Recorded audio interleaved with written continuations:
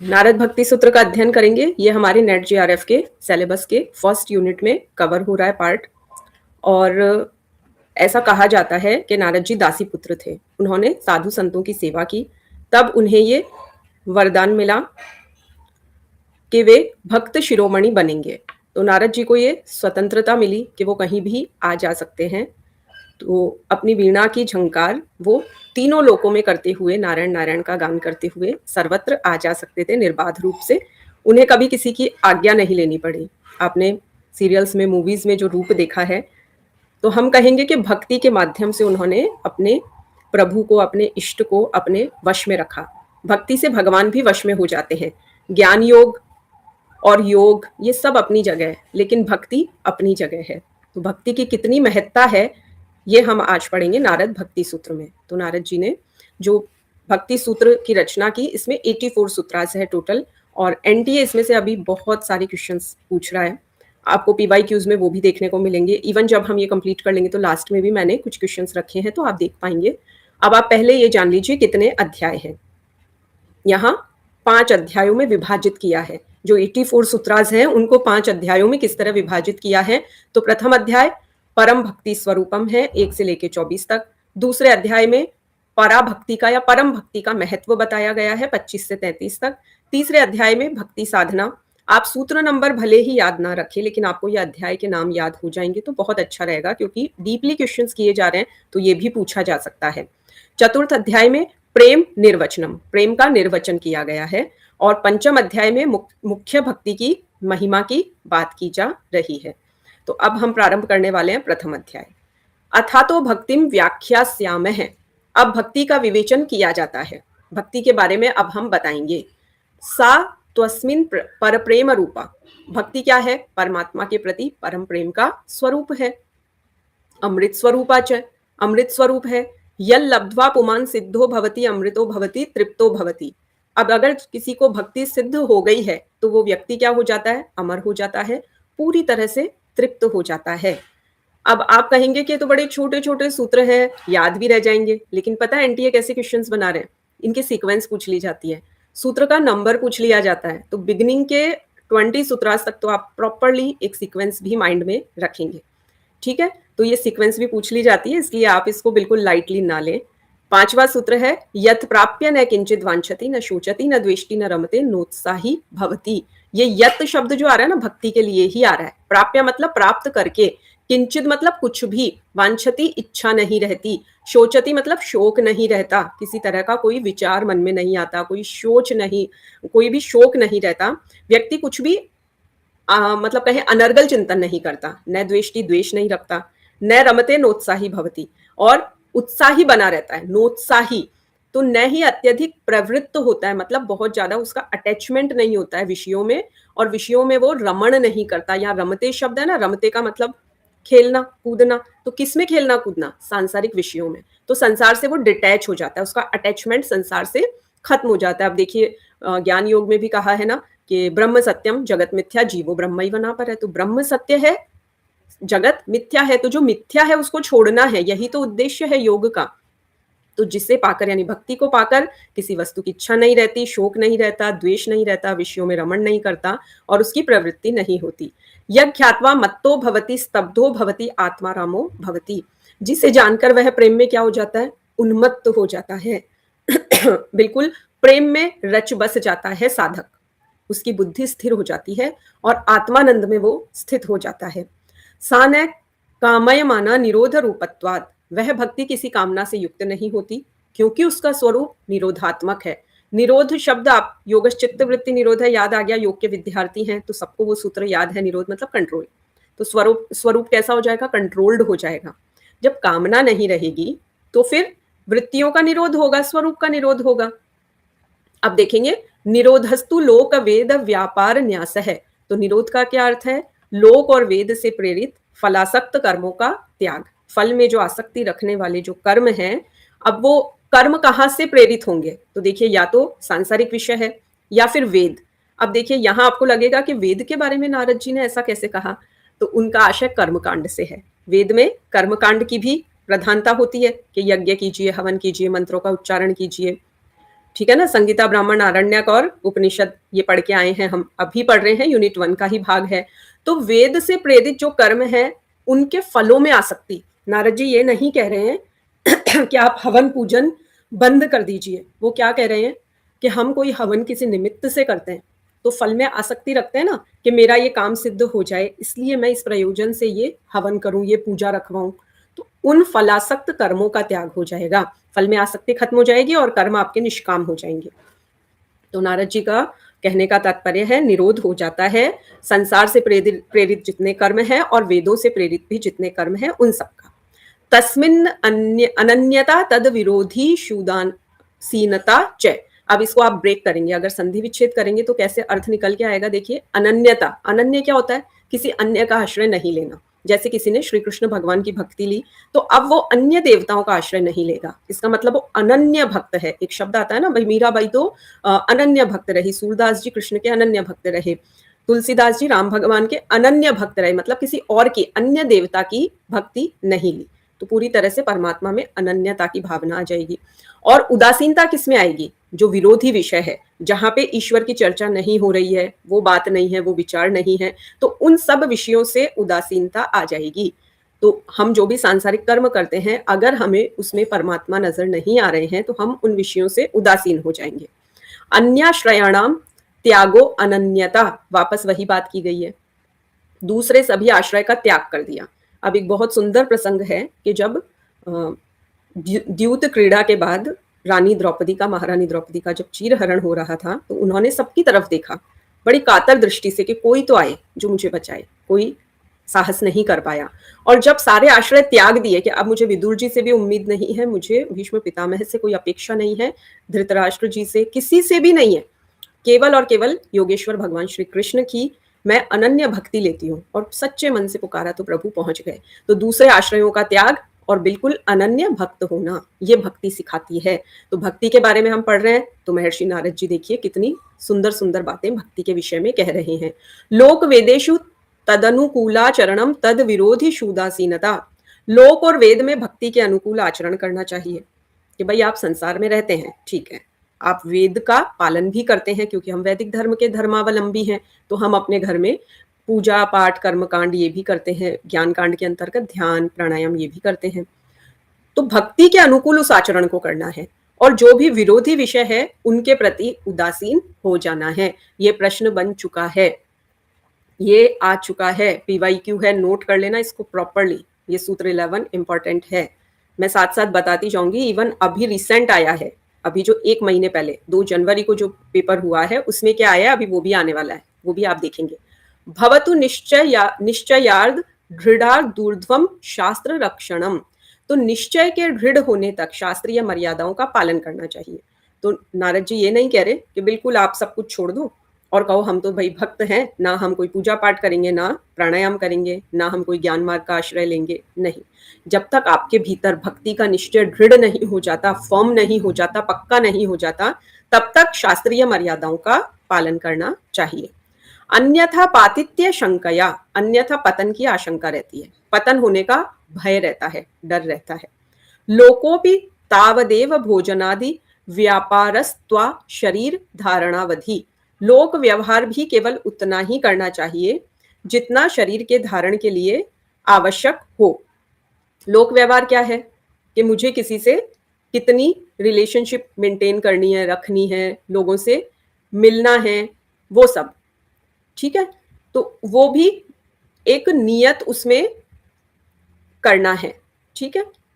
लोक व्यवहार भी उतना ही करना है जितना शरीर धारण के लिए आवश्यक है, जितना जीने के लिए भोजन जरूरी है उतना करना है, वस्त्र उतना ही आप चयन करें जितना आपको वो बचाने के लिए कि आपका जीवन, आपका जो सम्मान है वो रहे। ये नहीं कि आप 100-200 जोड़े कपड़े जमा रखें, तो वो भक्ति में बाधक है, ये कह रहे हैं नारद जी। तो लोक व्यवहार कीजिए पर उतना ही कीजिए जो शरीर धारण के लिए जरूरी है, बस। बहुत अधिक संचय संग्रह ये सब नहीं करना है।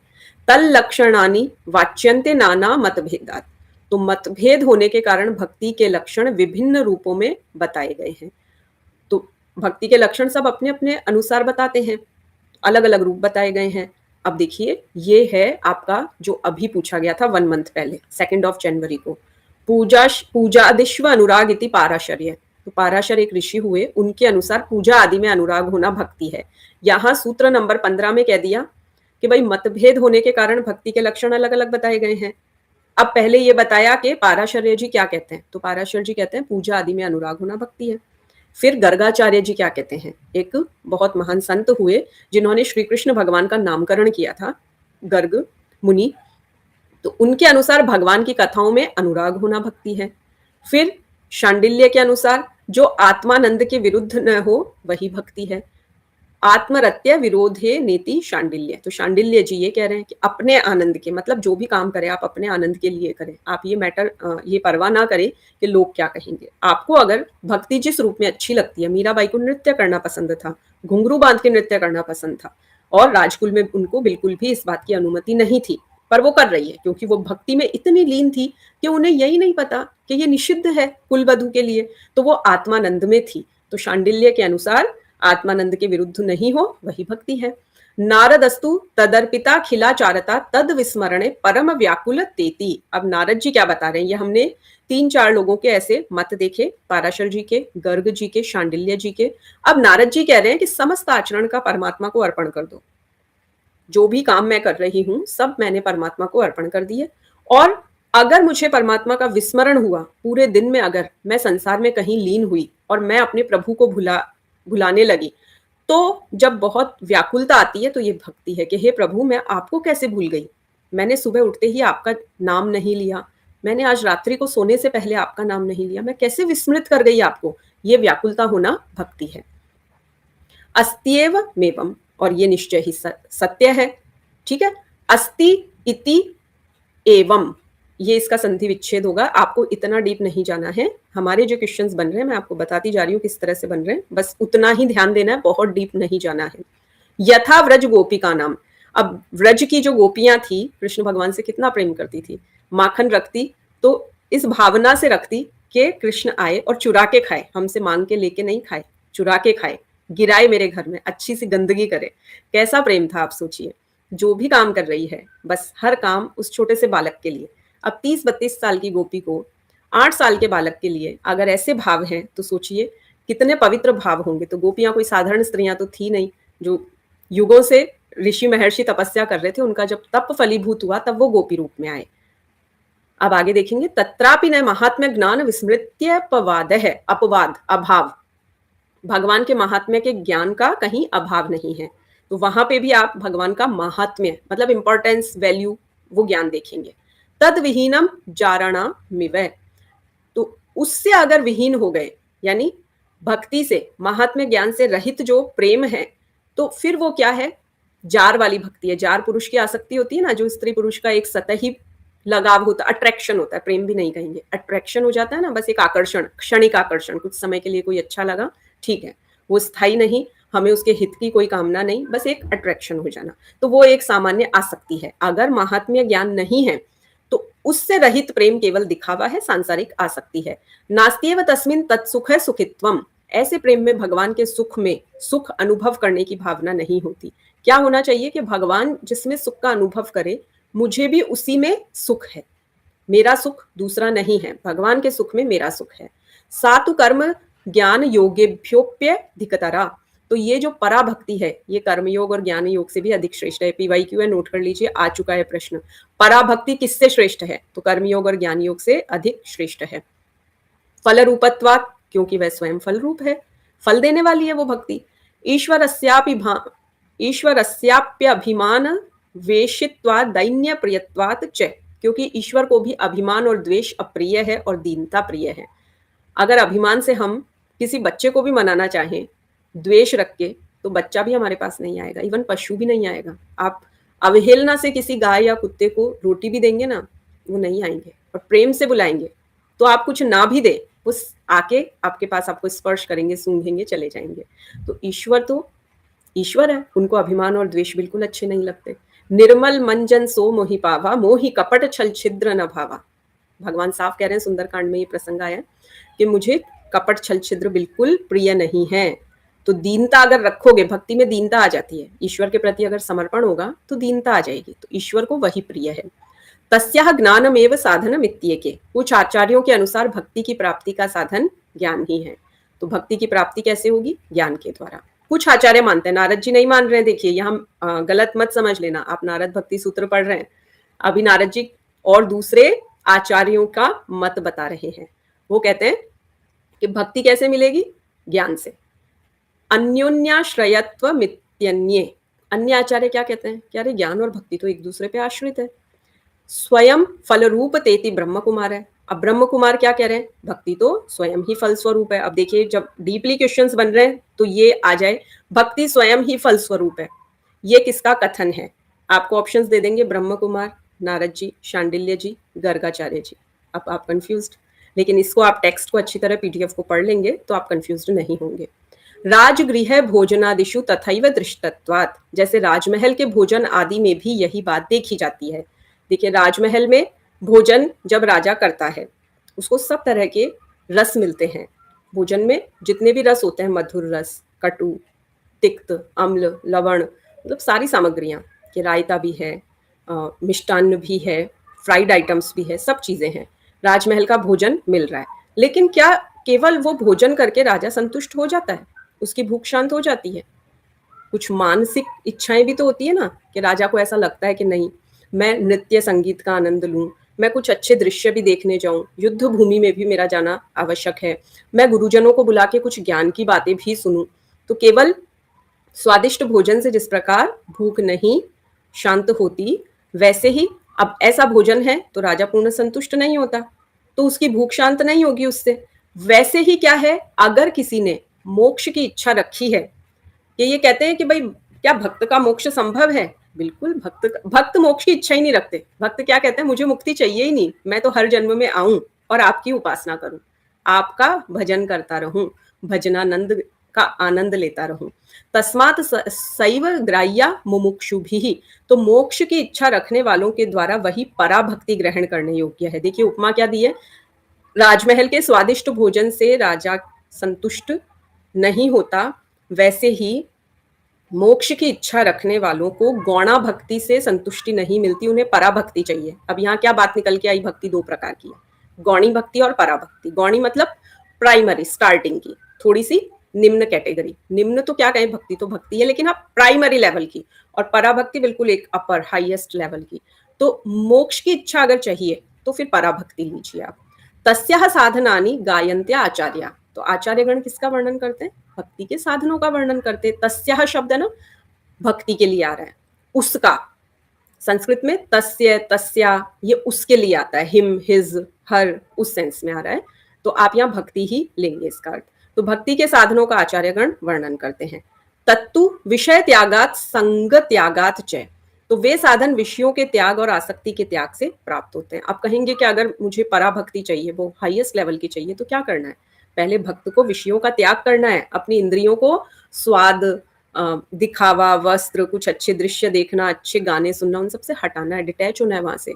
और आसक्ति नहीं रखनी है, किसी व्यक्ति, वस्तु, पदार्थ, किसी भी बात में आसक्ति नहीं रखनी है। तो ये सब त्यागेंगे तो फिर क्या प्राप्त होगा? फिर व्यक्ति क्या करेगा? अब जब ये सब कुछ त्याग दिया तो वो करेगा क्या? वही भजन करेगा ना।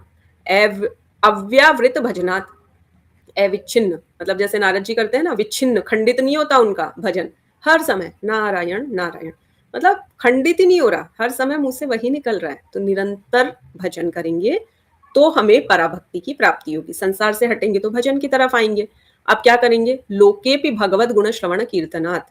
लोक व्यवहार में रहते हुए भी भगवान के गुणों के श्रवण और कीर्तन से।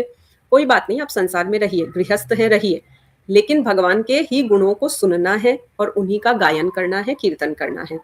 मुख्यतस्तु महत् कृपयैव भगवत कृपालेशाद्वा। मुख्य रूप से तो महापुरुषों की कृपा से अथवा भगवान की कृपा के अंश से।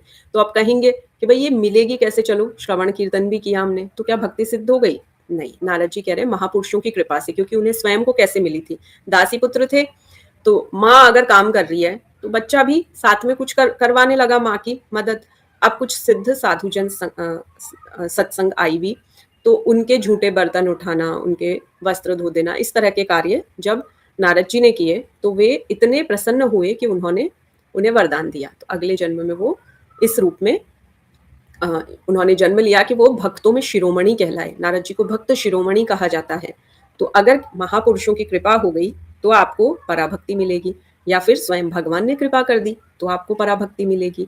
तो क्या महापुरुषों का संग ऐसे मिल जाता है कि हमने चाहा और मिल गया? महत संगस्तु दुर्लभो गम्यो मोघश्चय। अमोघ है, अगम्य है, दुर्लभ है। दुर्लभ मतलब जो आसानी से सुलभ ना हो, जो इजीली ना मिले, that can't be acquired easily, तो ये दुर्लभ है। अगम्य मतलब आसान नहीं है प्राप्त करना, यानी मुश्किल है। और अमोघ मतलब जो बेकार ना जाए, जो निष्फल ना जाए। जैसे कहते हैं ना, उसने अमोघ अस्त्र चलाया, उस अस्त्र का तो कोई काट ही नहीं था, मतलब उससे तो मृत्यु होगी होगी। तो अमोघ मतलब जो निष्फल ना हो। लभ्यते भी तत्कृपयैव, वह संग भी केवल उनकी कृपा से प्राप्त होता है। तो भैया महापुरुषों का संग कैसे मिलेगा? है तो दुर्लभ, लेकिन वो भी अगर उनकी कृपा हुई तो ही मिलेगा, अन्यथा नहीं मिलेगा। तस्मिन तज्जने भेदा भावात, क्योंकि उस महापुरुष और भगवान में भेद नहीं होता। अगर कोई भक्ति में सिद्ध है, महापुरुष है, सज्जन है, तो भगवान क्या कहते हैं? भक्त मेरा ही रूप है, मेरे में और मेरे भक्त में कोई भी अंतर नहीं है। जो मेरी अनन्य भक्ति करता है वो मेरे ही समान, मेरे ही समकक्ष होता है। ये श्रीमद् भगवद गीता में हम पढ़ चुके हैं, बहुत सारे श्लोक है रिलेटेड। तदेव साध्यताम तदेव साध्यताम। तो अब नारद जी क्या कह रहे हैं कि भाई अब जब पता लग गया कि सबसे बड़ी पूंजी पराभक्ति है और महापुरुषों के आशीर्वाद से या स्वयं परमात्मा की कृपा से मिलती है, तो फिर क्यों ना आप उसी को साध्य मानिए, उसी को साध्य मानिए। एक ही लाइन को दो बार कहा है, थोड़ा सा उस बात को एम्फेसाइज करने के लिए कि फिर क्यों ना आप उसी की साधना कीजिए, उसी को साध्य मानिए। दुस्संग सर्वथैव त्याज्य। अब क्या करना है? दुष्ट लोगों के संग को बिल्कुल त्याग देना है, दुष्ट लोगों की संगति में नहीं रहना। हमारे राजस्थान में कहावत है, कुत्तो गंगा जी जावे तो साथ वाला रोक लेवे। मतलब एक कुत्ते को भाव आया कि भाई मैं गंगा स्नान के लिए जाता हूँ, बहुत पाप किए, बहुत मांस खाया, लोगों को परेशान किया, अब मैं गंगा स्नान जाऊंगा। तो साथ वाले सोचते हैं अरे हम तो यहाँ बैठे और ये इतना पुण्य अर्जित कर ले, तो इसको नहीं जाने देना है। अरे भाई क्या करेगा, बड़ी मुश्किलें हैं रास्ते में, अरे गंगा जी का पानी बड़ा ठंडा है, अरे डूब जाएगा, मत जा, रोक लेते हैं। तो इसलिए कहते हैं दुष्ट संग का सर्वथा त्याग करना चाहिए, भक्ति में बड़ा बाधक है ये। काम क्रोध मोह स्मृति भ्रंश बुद्धि नाश कारणत्वात्। श्रीमद् भगवद गीता का याद आ रहा होगा, वहां ऐसी कुछ सीक्वेंस है ना। तो क्या है दुष्ट संग, क्या करता है भाई? दुष्ट संग, अगर दुष्ट जनों में बैठोगे तो पहले काम की भावना आएगी। टीनेज बच्चे कैसे बिगड़ते हैं, दोस्त लोग सिगरेट पकड़ा देते हैं, एक बार थोड़ा सा, एक बार कोई फर्क नहीं पड़ता। फिर अगर किसी के अंदर काम ने घर कर लिया तो उसको क्रोध आएगा। काम अगर पूरा नहीं हुआ, वो चीज ना मिली जो चाहिए, तो क्रोध आएगा। क्रोध आएगा तो मोह उत्पन्न होगा, मोह होने से बुद्धि नाश हो जाएगी, और बुद्धि नाश, स्मृति भ्रंश हुआ तो बुद्धि पूर्णतया नष्ट हो जाएगी। तरंगायिता अपि में संगात समुद्रायन्ते। ये छोटे छोटे भाव भी संग के कारण विशाल रूप धारण कर लेते हैं। अब अभी लग रहा है छोटी छोटी तो बात है, क्रोध तो नेचुरल है, सबको आता है। मोह तो होता ही है, फैमिली मेंबर से तो होगा ही। ऐसी ऐसी बातें लोग तर्क कुतर्क देते हैं, तर्क नहीं कहूंगी मैं, कुतर्क देते हैं। लेकिन ये छोटे छोटे भाव भी होते हैं ना, ये धीरे धीरे विशाल रूप धारण कर लेते हैं। इसलिए जैसे ये चीजें शुरू हो तभी कंट्रोल कर लेना चाहिए। कस तरति मायाम यह संगम त्यजति यो महानुभावम सेवते निर्ममो भवति। तो जो माया को पार कर लेता है, जो संग का त्याग कर देता है, जो महापुरुषों की सेवा करता है, वो ममता रहित होता है। निर्ममो, उसमें ममता नहीं रहती, ममता से रहित हो जाता है। तो दुष्टों को त्याग दिया कि नहीं मुझे तुम्हारे साथ नहीं बैठना है, फिर महापुरुषों की सेवा की, तो फिर उसके अंदर ममत्व की भावना नहीं रहती, मेरापन मतलब मेरी चीज, मेरा घर, मतलब पकड़ने वाली फीलिंग नहीं रहती है, फिर वो डिटैच हो जाता है। यो विविक्त स्थानम सेवते यो लोक बंध मून मूलयति निस्त्रैगुण्यो भवति योगक्षेमम त्यजति। तो जो एकांत का सेवन करता है, एकांत में अपना भजन किया, दुनिया को दिखाने के लिए, बाहर प्रदर्शन के लिए नहीं, एकांत में अपना भजन किया, तो उसके बंधन खत्म होने लगते हैं। फिर वो त्रिगुणों से अतीत हो जाता है। यहाँ भी देखिए सत्व रजतम तीनों गुणों की बात की गई है, तो त्रिगुण से वो अतीत, परे हो जाता है। मतलब सत्व रजतम से ऊपर सबसे आगे आ गए तो कौन सी चित्त भूमि पे आ गए? निरुद्ध में आ गए। और योग क्षेम त्याग देता है। योग मतलब किसी चीज को पाने का एफर्ट, और क्षेम मतलब जो मेरे पास है उसकी मैं रक्षा करूं। योग मतलब तो कुछ नया फल पाने की इच्छा, और क्षेम मतलब जो मेरे पास है उसको मैं पकड़ के रखूं, रक्षा करूं, तो उसकी भी परवाह नहीं रहती, उसे भी छोड़ दो, नया भी नहीं लेना और जो पुराना है उसको भी प्रोटेक्ट नहीं करना। ये बात कही गई है। अब देखिए 48, यह कर्म फलम त्यजति कर्माणि संन्यस्यति ततो निर्द्वंदो भवति। जो कर्म फल को त्यागता है, कर्मों का संन्यास करता है, वह द्वंद मुक्त हो जाता है। द्वंद क्या रहता है? ड्यूअलिज्म, मन में डायलेमा चलता रहता है ना, ऐसा करें ना करें, करें ना करें। हर समय जो व्यक्ति संसार से बंधा रहेगा, भक्ति को नहीं करेगा, वो द्वंद में ही रहेगा, ड्यूअलिज्म में रहेगा, उसके माइंड में हमेशा वो डायलेमा में रहेगा। लेकिन जिसने कर्मफल को त्याग दिया तो वो कर्मों का संन्यास करेगा। यो वेदान अपि संन्यस्यति केवलम विच्छिन्नानुरागम लभते। जो वेदों का भी संन्यास करता है, देखिए कितनी बड़ी बात कह दी कि वेदों का भी पालन मत करो, कोई जरूरी नहीं कि आपको ये सब आश्रय लेने हैं, ब्राह्मण, आरण्यक और उपनिषद इनका भी नहीं लेना, संगीता का भी। अविच्छिन्न अनुराग, अविच्छिन्न मतलब विच्छिन्न यानी टूटना, ब्रेक होना, और अविच्छिन्न मतलब अक्षुण्ण, जो हमेशा रहे, कभी टूटे नहीं, अटूट, वो अनुराग प्राप्त करता है। स तरति स तरति स लोकांस तारयति।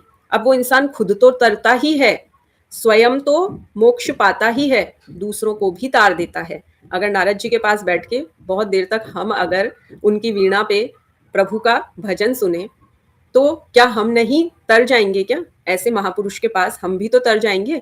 देखिए फिल्मों में तो एक उपहास का पात्र बना दिया नारद जी को, और जो व्यक्ति इधर उधर बातें करते हैं ना उनको भी कहते हैं तो नारद है, ऐसे करता है। मतलब बहुत विकृत रूप दे दिया, ऐसा होना नहीं चाहिए। वो भक्त शिरोमणि थे, भक्तों में शिरोमणि, तो कोई विदूषक नहीं थे, कोई कॉमिक कैरेक्टर नहीं थे, बहुत उच्च स्थान है नारद जी का। तो कितनी बड़ी बात कही है उन्होंने कि जो इस तरह से जिसे ईश्वर का अविच्छिन्न अनुराग मिला वो स्वयं भी तरेगा और दूसरों को भी तार देगा।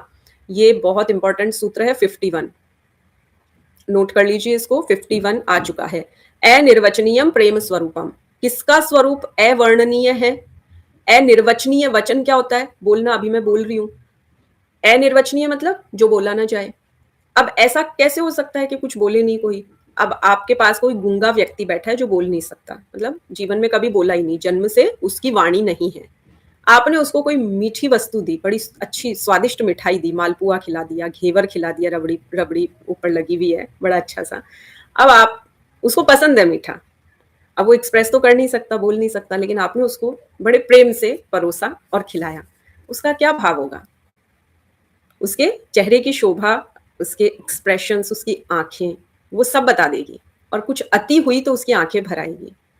जब व्यक्ति में भक्ति की पराकाष्ठा होती है, भावना की पराकाष्ठा होती है, तो उसके नेत्र के कोने गीले हो जाते हैं। जरूरी नहीं दुख हो तो ही आंसू आए, सुख में भी आते हैं।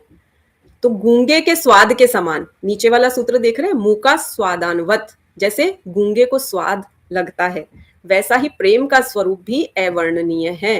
आप किसी भी महापुरुष को पढ़िए, वो ऐसा कहेंगे कि दो व्यक्ति है, एक जो प्रेम में बहुत डूबा हुआ है और एक जो जिसने कभी सच्चा प्रेम किया ही नहीं किसी से। आप उन दोनों को बिठा के पूछिए कि बोलो भाई प्रेम पे 2 लाइनें बोलो, कितना बोल सकते हो, कितनी देर बोल सकते हो? तो जो प्रेम में कभी नहीं डूबा ना, वो ग्रंथ लिख देगा, वो घंटों भाषण देगा, प्रेम ऐसा होता है, प्रेम वैसा होता है, प्रेम में तो ये होता है, प्रेम में वो होता है। और जो सचमुच डूबा है वो कहेगा नहीं, पूछो ही मत, मैं नहीं कह सकता। उसकी आंखें भर आएगी और वो मौन हो जाएगा। तो ये कहते हैं कि प्रेम का जो स्वरूप है वो अनिर्वचनीय है, वर्णन नहीं किया जा सकता शब्दों में। गूंगे के स्वाद के समान है, जिसको सिर्फ फील कर सकते हैं, महसूस कर सकते हैं। That can be felt only, not expressed in words. प्रकाशते क्वापि पात्रे, तो वो किसी योग्य पात्र में ही प्रकट होता है। अब हर किसी को तो प्रेम का पात्र नहीं बना सकते, इसलिए। अब देखेंगे सूत्र 54, थोड़ा सा इसका विशेष अर्थ है, इसलिए आपको थोड़ा ये बड़ा देखने में लग रहा होगा, लेकिन अभी समझ में आ जाएगा। गुण रहितम कामना रहितम प्रतिक्षण वर्धमानम अविच्छिन्नम सूक्ष्मतरम अनुभव रूपम। नारद मुनि क्या कहते हैं कि गुण रहित, वही त्रिगुण आ गए अपने, सत्व रजतम। कामना, कोई भी सांसारिक कामना होती है ना, कि अच्छे वस्त्र पहनूं, अच्छे जगह घूमने जाएं, अच्छा भोजन करें, ये सब। प्रतिक्षण वर्धमानम, प्रतिक्षण ये बढ़ती रहती है, वर्धित होती है, वर्ध यानी बढ़ना, इंक्रीज।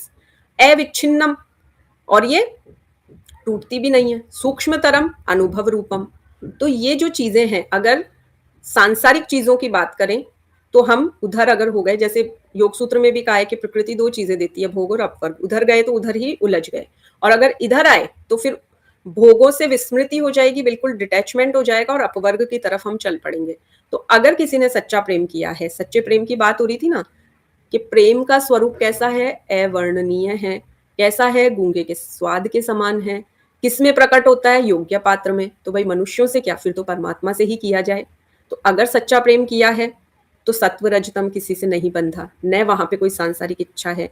यह प्रेम हर क्षण बढ़ता है, कभी टूटता नहीं है, और इतना सूक्ष्म होता है कि शब्दों में नहीं बांध सकते।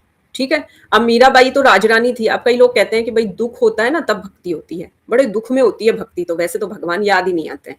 जब सब कुछ अच्छा अच्छा मिल रहा है तो क्यों याद करना।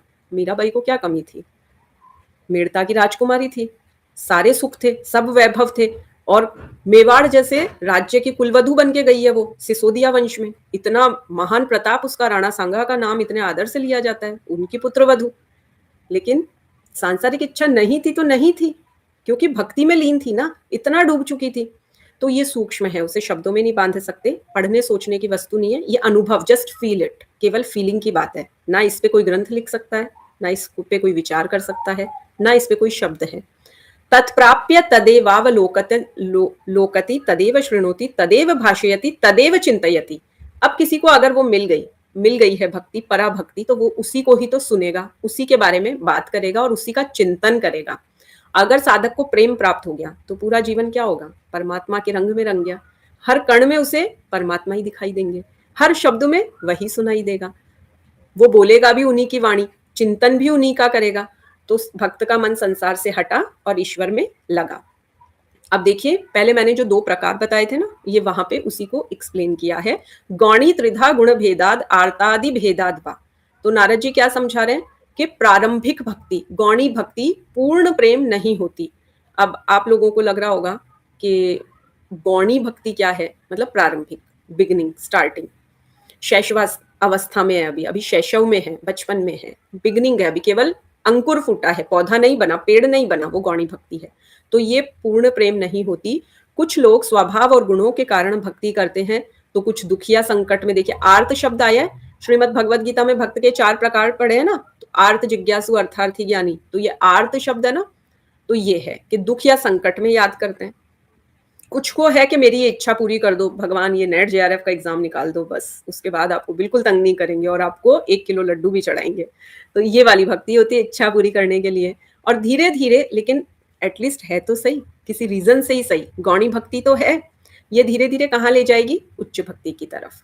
उत्तर अस्माद पूर्वा पूर्वा श्रेयाय भवती। तो नारद जी क्या कह रहे हैं, भक्ति की प्रत्येक अगली अवस्था पिछली अवस्था से श्रेष्ठ होती जाती है। मतलब साधक जैसे जैसे आगे बढ़ेगा ना, प्रेम अधिक शुद्ध होगा, गहरा होगा, निस्वार्थ होगा, तो बिल्कुल वो धीरे धीरे आगे बढ़ेगा, पीछे नहीं आएगा। ये निश्चित है कि वो आगे से आगे ही जाएगा भक्ति के पथ पे। अन्य मात सौलभम भक्तो। आप क्या कह रहे हैं कि भक्ति मार्ग अन्य साधनों जैसे कठिन तपस्या, जटिल ज्ञान, कठोर योग, ऐसा कुछ भी नहीं करना। भक्ति में केवल प्रेम करना है, और प्रेम करना सबसे आसान होता है। व्यक्ति 24 घंटे गुस्से में नहीं रह सकता, व्यक्ति 24 घंटे प्रेम से रह सकता है। और आप कोई और मार्ग ले तो कठिन तपस्या करनी होगी। मंत्र योग करें तो आपको एक आसन पे बैठ के निरंतर मंत्र जाप करना है। अगर आप अष्टांग योग लें तो वहां पे भी आसन, प्राणायाम, इन सब की एक निश्चित दिनचर्या है, करनी ही होगी। सुबह जल्दी उठना ही होता है, हठ योगी को उठना ही होता है, हठ योग करना ही होता है। तो कोई भी मार्ग ले, ज्ञान मार्ग ले तो बड़े बड़े ग्रंथ भी पढ़ने होंगे, उन पे मनन करना होगा, श्रवण मनन निधिध्यासन।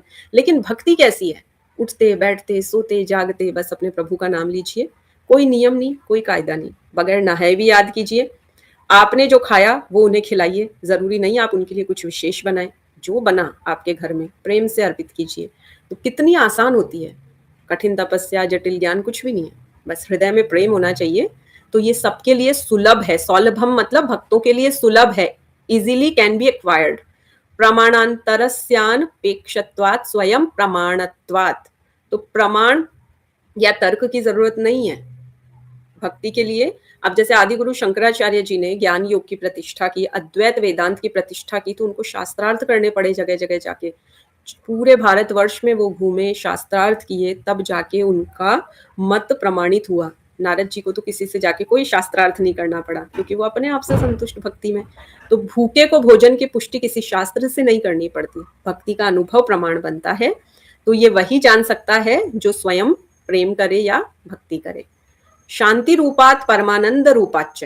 तो नारद जी क्या कहते हैं, भक्ति से मन को गहरी शांति मिलती है, आत्मा को परम आनंद की अनुभूति होती है। तो जहां भक्ति है वहां भय, तनाव और अशांति नहीं रहती। लोक हानौ चिंता न कार्य निवेदितात्म लोक वेदत्वात्। भक्त को संसार के नुकसान या आलोचना की चिंता नहीं करनी चाहिए, क्योंकि लोक हानि मतलब संसार में कोई हानि हो गई, उसकी चिंता मत करो, क्योंकि उसने जब अपने आप को भगवान को अर्पित कर दिया, तो अब जैसे कहते हैं ना, तुलसी भरोसे राम के निर्भय होके सोए, अनहोनी होनी नहीं होनी होए सो होए।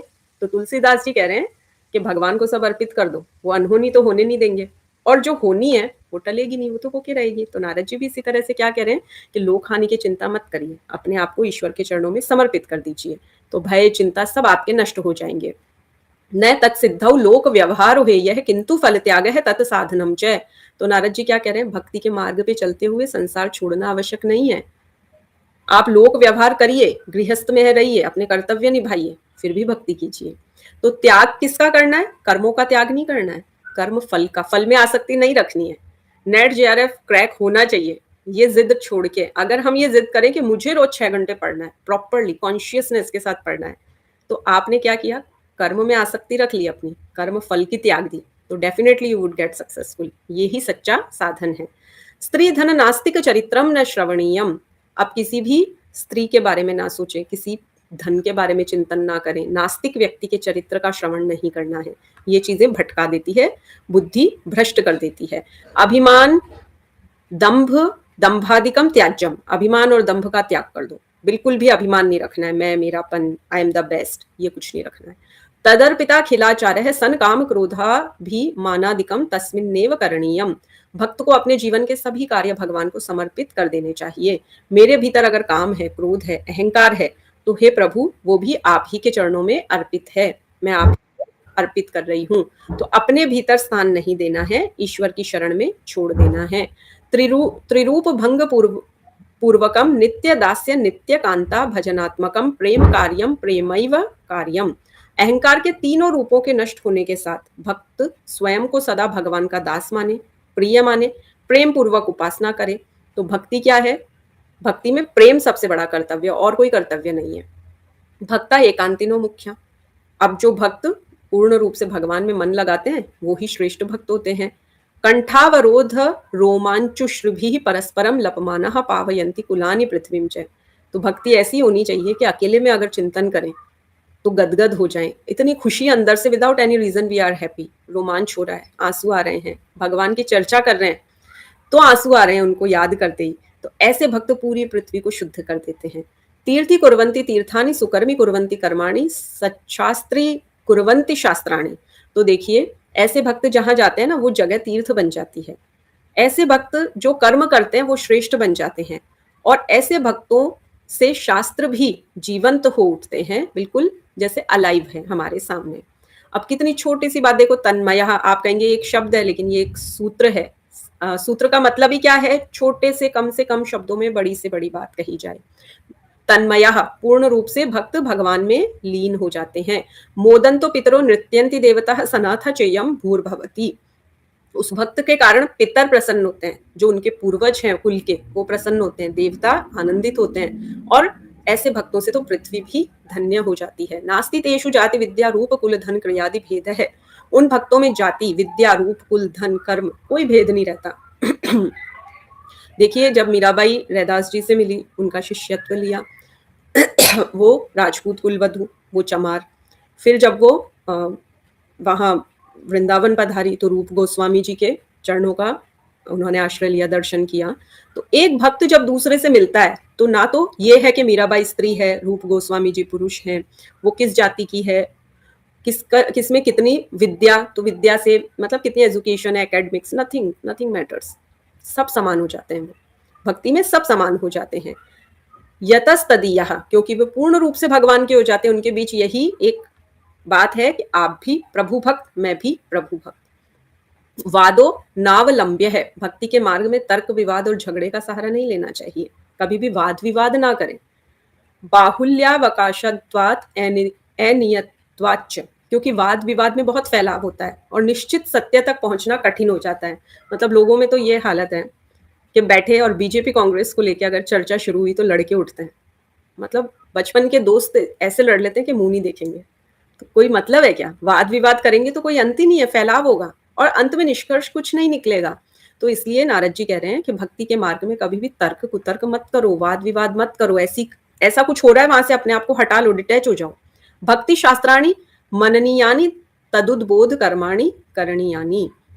भक्ति से जुड़े शास्त्रों का मनन करो, भक्ति को बढ़ाने वाले कर्मों का अभ्यास करो।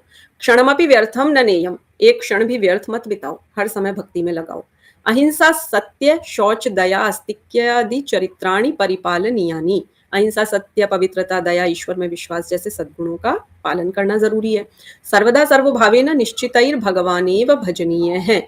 हर समय हर भावना से बिना किसी चिंता के निश्चिंत होके, निश्चिंत मतलब विदाउट एनी वरी, बिल्कुल निश्चिंत भगवान का ही भजन करना चाहिए। संकीर्त्यमान है शीघ्रमेवाविर्भवति, भगवान के नाम के कीर्तन से वे शीघ्र ही भक्त के हृदय में प्रकट होते हैं। आविर्भवति, आविर्भाव होना, प्रकट होना, ठीक है। भक्तिरेव गरीयसी, जैसे कहते हैं ना जननी जन्मभूमि स्वर्गादपि गरीयसी, स्वर्ग से भी बड़ी है जन्मभूमि, वैसे भक्तिरेव गरीयसी, सभी साधनों में भक्ति मार्ग सबसे श्रेष्ठ है। गुण महात्म्य शक्ति, रूपा शक्ति, पूजा शक्ति, स्मरणा शक्ति, दास्य शक्ति, सख्या शक्ति, वात्सल्य शक्ति, कांता शक्ति, आत्मनिवेदना शक्ति, तन्मयता शक्ति, परम विरहा शक्ति, रूप एकधा अपि एकादशा भवति। अब ये पूरी सीक्वेंस और कुछ करने की जरूरत नहीं है आपको, आप केवल 11 शब्द याद कर लेंगे, ठीक है। भक्ति मूलतः एक है, व्यवहार में वो 11 रूपों में प्रकट होती है, ये याद कर लेंगे। कौन कौन से भाव है देखिए, भगवान के गुणों में प्रेम करना है, भगवान के रूप में आसक्ति रखनी है, भगवान की पूजा में प्रेम रखना है, स्मरण करो भगवान का, सेवा भाव रखो, मित्र भाव रखो। देखिए भक्ति के भी अलग अलग रूप है ना, मीराबाई ने माधुर्य भाव की थी, मतलब कृष्ण भगवान को पति माना था। सूरदास जी ने दास्य भाव की थी, अपने आप को दास माना था। एक और महाकवि हुए, मुझे नाम याद नहीं आ रहा, उन्होंने सख्य भाव की थी, अपना सखा माना था प्रभु को। बात और कई होते हैं ना जो अपना पुत्र मानते हैं, जैसे अभी हम भी घर में जो वैष्णव है लड्डू गोपाल जी की सेवा रखते हैं, तो हम उन्हें क्या मानते हैं, अपना बच्चा मानते हैं ना, बच्चा मान के ही वात्सल्य भाव से करते हैं। आत्मसमर्पण मतलब टोटली सरेंडर, कंप्लीटली ईश्वर प्रणिधान। तन्मयता मतलब और संसार का चिंतन नहीं है, पूरी कंसंट्रेशन केवल अपने प्रभु में, और विरह भाव के रूप में। इत्येवं वदन्ति जनजल्प निर्भयः एकमतः कुमार व्यास शुक्षांडिल्य गर्ग विष्णु कौंडिन्य शेषोद धवा वारुणी बलि हनुमद विभीषणादयो भक्त्याचार्यः। तो इस प्रकार कुमार, व्यास, शुक, शांडिल्य, गर्ग, विष्णु, ये सारे नाम आप देख लेंगे। कौंडिल्य, शेष, उद्धव जी कृष्ण भगवान के अनन्य सखा, आरुणी जो सूर्यदेव के सारथी हैं, बलि जो एक राजा हुए थे राक्षसों के, और फिर वामन अवतार में प्रभु पधारे थे, हनुमान जी, विभीषण जी, ये सब महान भक्ताचार्य हैं। ये सब एकमत होके भक्ति की महिमा बता रहे हैं। यह इदम नारद प्रोक्तम शिवानुशासनम विश्वसिति श्रद्धे स भक्तिमान भवति स प्रेष्टम लभते स प्रेष्टम लभते। जो व्यक्ति नारद मुनि के इस कल्याणकारी उपदेश में श्रद्धा और विश्वास रखता है, वह सच्चा भक्त बन जाता है और निश्चित रूप से वो भगवान को प्राप्त कर लेता है। तो आज हमने ये 84 सूत्रास जो नारद भक्ति के हैं, महर्षि नारद जी द्वारा, देवर्षि नारद जी द्वारा रचित हैं, वो हमने पढ़े। ये उसका वर्णन है, आप पीडीएफ देख सकते हैं। ये PYQs रहेंगे, देखिए ये अभी आया है, ठीक है, 2 जनवरी और 26 को, यानी दिसंबर वाला जो अटेम्प्ट हुआ है ना, अभी ये PYQ बना है इससे। तो आपको इस तरह से अच्छी तैयारी करनी है सभी को। और अब इसी तरह से हम जब भी लाइव क्लास लेंगे तो आगे का भी आप कंटेंट यहाँ पे पढ़ सकते हैं, एंड आपको PDF भी मिल जाएगा। तो इसी तरह से अगर आपको नेट JRF की तैयारी करनी है तो आप सृजन योग एकेडमी ज्वाइन कीजिए। हमारी ये जो YouTube लाइव है, ये क्लासेस फ्री ऑफ कॉस्ट है। आप अगर हमारी क्लासेस रेगुलर ज्वाइन करना चाहते हैं तो आप कांटेक्ट कीजिए हमारे चैनल पे, जो सारी हमारी डिटेल्स एंड नंबर्स दिए हुए हैं, आप कांटेक्ट कर सकते हैं योग की स्टडी के लिए। चलिए अब हम शांति पाठ से सत्र का समापन करेंगे, संपन्न करेंगे। ओम शांति शांति शांति, सर्वारिष्ट सुशांतिर्भवतु। दोनों हथेलियों का घर्षण करते हुए अपने मुखमंडल पे लगाएंगे। अपने मस्तिष्क को संदेश देंगे कि मैंने नारद भक्ति सूत्र का जो अध्ययन किया उसे मैं आत्मसात कर सकूं। धीरे धीरे अपने नेत्र खोलेंगे। हरिओम।